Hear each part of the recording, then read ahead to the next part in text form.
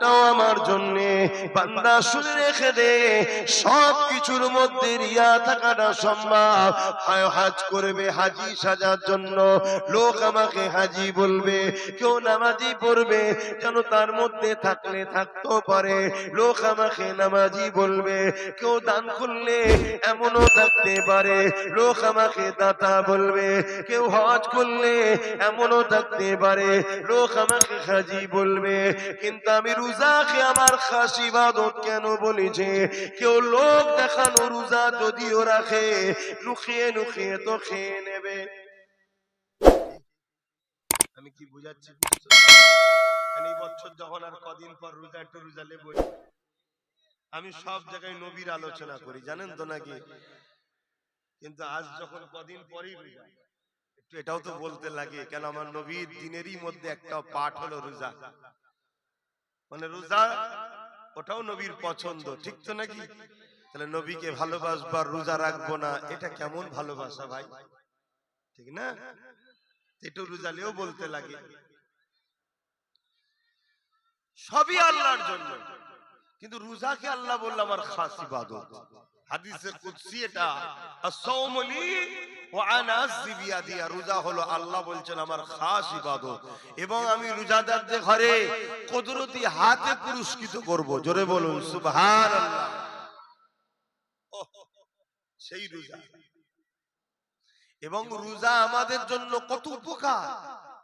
Medical science বলছে ক্যান্সারের হাত থেকে বাঁচার সবথেকে উত্তম পন্থা হলো ডেইলি 15, 16, 17 ঘন্টা না খেয়ে থাকা, মিনিমাম 25 দিন। আর আমার রাসূল দিয়ে গেছেন 1 মাস 16, 17 ঘন্টা না খেয়েই থাকি। জোরে বলুন সুবহানাল্লাহ। রেখো আমার যুবকরা, প্রতিটা মোবাইলে দেখবেন ভাইরাল ঢোকে মাঝে মাঝে। ওই ভাইরাসকে হাত থেকে মোবাইলকে বাঁচার জন্য অ্যান্টিভাইরাস মারতে হয় সফটওয়্যারের দোকানে গিয়ে।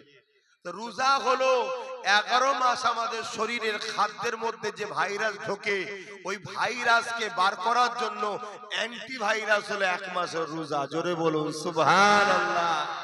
1 মাস রোজা রাখবে, আল্লাহ আপনার শরীরকে পুরো আপডেট করে ভাইরাস মুক্ত করে একটা সুস্থ শক্তিশালী ফ্রেশ শরীর আবার 1 বছরের জন্য আল্লাহ গিফট করে। জোরে বলুন সুবহানাল্লাহ।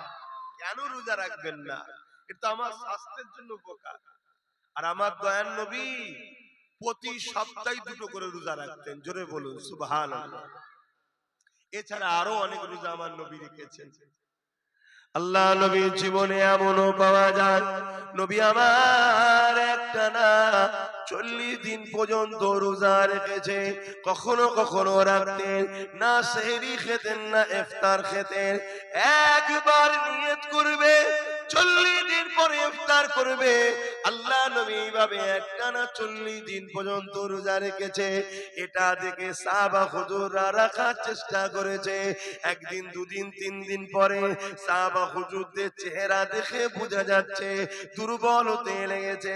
আল্লাহ নবী তাদেরকে জিজ্ঞাসা করেছে, এ আমার সাহাবারা, এই অবস্থা তোমাদের কেন? কি হয়েছে তোমাদের বলো। ওই সাহাবা হুজুররা বলতে লেগেছে, হুজুর আমরা আপনাকে ফলো করি, আপনি 40 দিন রোজা রেখেছেন, এই জন্য আমরাও নিয়ত করেছি 40 দিনে। আল্লাহ নবী কি উত্তর দিয়েছিলেন, এ বাবা সাহাবারা, কে আছে তোমাদের মধ্যে আমি রাসূলুল্লাহ আমার মতো? খুব মন দিয়ে শুনবেন, কে আছে তোমাদের মধ্যে, অর্থাৎ সাহাবাদের মধ্যে কে আছে? নবী জিজ্ঞেস করছে, সাহাবারা কে আছে তোমাদের মধ্যে আমি রাসূলুল্লাহ আমার মতো? নবী বলছেন, সাহাবারা তোমাদের মধ্যে কেউ এমন না আমি নবী আমার মতো। আর আজকে মুফতি মাওলানা হয়ে বলছে নবী নাকি আমাদের মতো। বলছে না? বলেন। এরা হলো মুনাফিক মুসলমান। এরা কি? এরা কোটি কোটি টাকা নিয়েছে ইসলামের দুশমনদের থেকে, একটা কাজ আমাদেরকে কাফের বানাবার। নামাজ দেবে, রোজা দেবে, দাড়ি দেবে, টুপি দেবে, হজ দেবে, শুধু নবীর সঙ্গে বিয়াদবি করিয়ে দেবে। কেউ যদি মনে করে আমার রাসূল আমাদের মতো, সঙ্গে সঙ্গে সে কাফের হয়ে যাবে। শুনছেন না? শোনেন। এবারে বলবেন কোরআনে রয়েছে তো, কোরআনে তো রয়েছে কুল ইন্নামা আনা বাশারুম মিসলুকুম। এই যে মিসলুকুম, হে নবী আপনি বলে দিন আমি তোমাদের মতো মানুষ। শুনছেন না? শুনেন না? এটা দলিল, একটা কথা এসে গেল, ভেঙে দিই নাকি? এগুলো শোনা যায় তো নাকি? একটু ভেঙে দিই। এই যে কোরআনে আল্লাহ বলছে মিসলুকুম ইউহা ইলাই, আমার উপরে ওহী আসে, তোমাদের উপরে আসে না। কিন্তু আল্লাহ তো কোরআনে বলছে হাবিব আপনি বলে দিন আমি তোমাদের মতো মানুষ। রাসূলকে বলতে বলেছে হাবিব বলে দিন আমি তোমাদের মতো মানুষ। মানুষকে বলার অধিকার দিয়েছে। প্রথম বলুন আয়াতে কি বলেছে? হে মানুষ্য জাতি তোমরা জানো মুহাম্মদ রাসূল তোমাদের মতো মানুষ। এরকম কোন আয়াত দিয়েছে? নবীকে বলেছে আমি তোমাদের মতো মানুষ বলে দিন। আচ্ছা মিসলুকুম উদাহরণ মানুষ, মানুষ মানে তোমাদেরও দুটো হাত আমারও দুটো হাত, তোমাদেরও দুটো চোখ আমারও দুটো চোখ, তোমাদের জাহিলি বলছি দুটো কান আমারও দুটো কান, তোমাদেরও দুটো পা আমারও দুটো পা। জাহিলি একটা মানুষের যা হয় তোমাদেরও আছে আমারও আছে, কিন্তু তোমারটা জিনিস যা দিয়ে তৈরি আমারটা তা দিয়ে তৈরি নয়।